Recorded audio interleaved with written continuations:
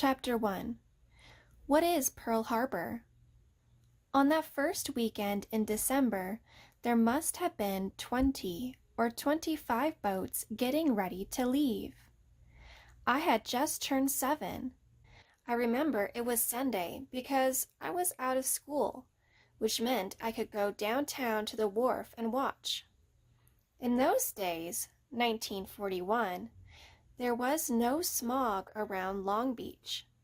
The water was clean, the sky a sharp Sunday blue, with all the engines of the White Sardine Fleet puttering up into it, and a lot of yelling, especially around Papa's boat.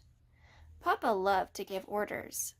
He had attended military school in Japan until the age of 17, and part of him never got over that. My oldest brothers, Bill and Woody, were his crew. They would have to check the nets again and check the fuel tanks again and run back to the grocery store for some more cigarettes, and then somehow everything had been done and they were easing away from the wharf, joining the line of the boats heading out past the lighthouse into the harbor.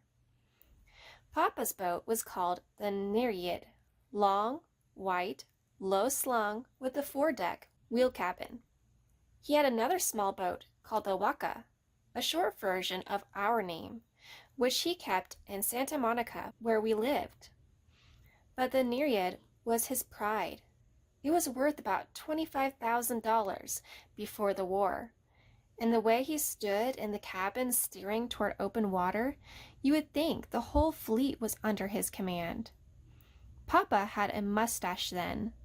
He wore knee-high rubber boots and a rust-colored turtleneck Mama had knitted him, and a black skipper's hat. He liked to hear himself called Skipper. Through one of his big canaries, he had made a deal to pay the Nereid with percentages of each catch, and he was anxious to get it paid off. He didn't much like working for someone else if he could help it. A lot of fishermen around San Pedro Harbor had similar contracts with the Canaries. In typical Japanese fashion, they all wanted to be independent commercial fishermen, yet they almost always fished together. They would take off from Terminal Island, help each other find the schools of sardine share nets and radio equipment, competing and cooperating at the same time. You never knew how long they'd be gone. A couple of days, sometimes a week, sometimes a month, depending on the fish. From the wharf, we waved goodbye. My mother, Bill's wife, Woody's wife, Jizu, and me. We yelled at them to have a good trip, and after they were out of earshot and the sea had swallowed their engine noises, we kept waving. Then we just stood there with the other women watching. It was a kind of duty, perhaps a way of adding a little good luck to the voyage, of warding off the bad. It was also marvelously warm, almost summery, the way December days can be sometimes in Southern California. When the boats came back, the women who lived on the terminal island would be rushed to the Canaries, but for the moment there wasn't much else to do. We watched until the boats became a row of tiny white gulls on the horizon.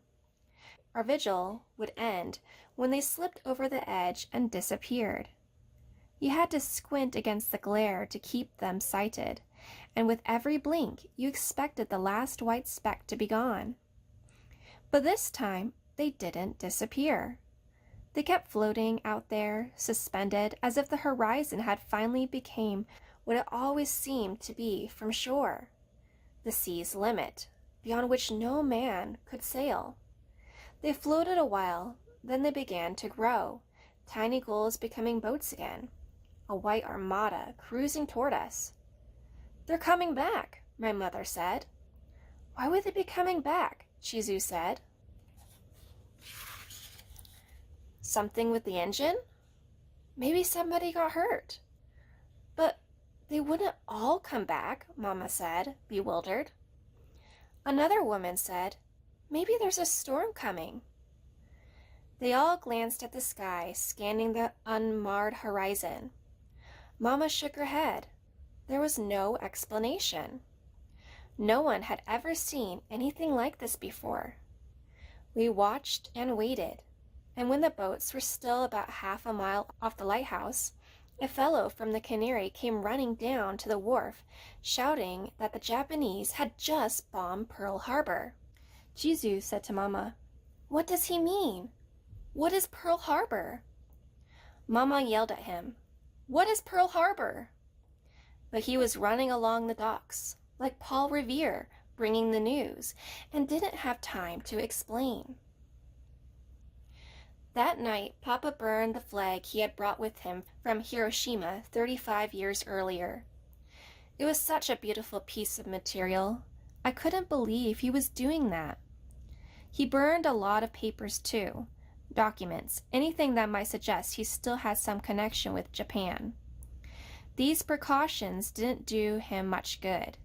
He was not only an alien, he held a commercial fishing license, and in the early days of the war, the FBI was picking up all such men for fear they were somehow making contact with the enemy ships off the coast.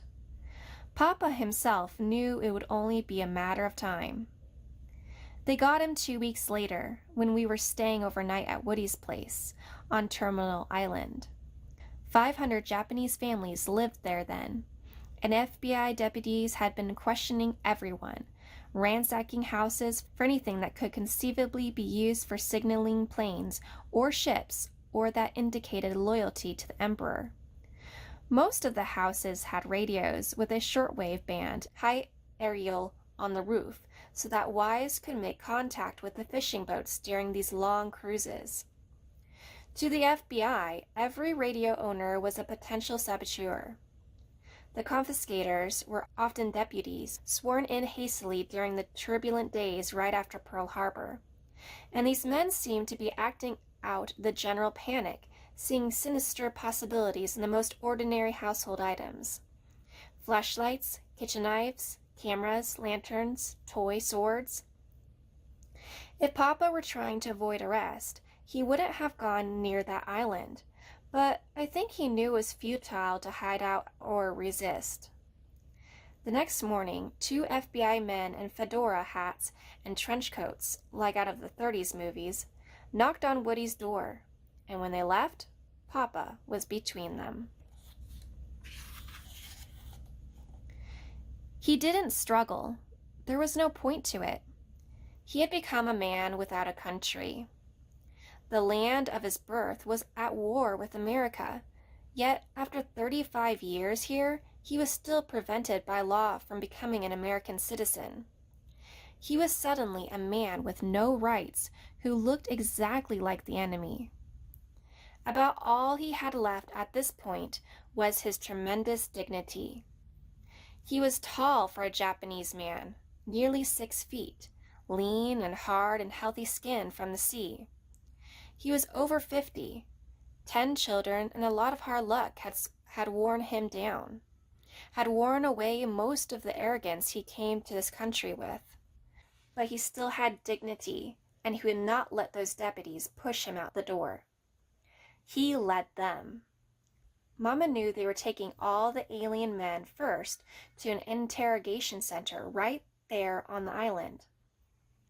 Some were simply being questioned and released. In the beginning, she wasn't too worried. At least, she wouldn't let herself be. But it grew dark, and he wasn't back. Another day went by, and we still hadn't heard nothing. Then word came out that he had been taken into custody and shipped out. Where to? Or for how long? No one knew. All my brother's attempts to find out were fruitless. What had they charged him with? We didn't know that either, until an article appeared the next day in the Santa Monica paper, saying he had been arrested for delivering oil to Japanese submarines offshore. My mother began to weep. It seems now that she wept for days. She was a small, plump woman who laughed easily and cried easily, but I had never seen her cry like this. I couldn't understand it. I remember clinging to her legs, wondering why everyone was crying. This was the beginning of a terrible, frantic time for all of my family. But I myself didn't cry about Papa, or have any inkling of what was wrenching Mama's heart until the next time I saw him, almost a year later.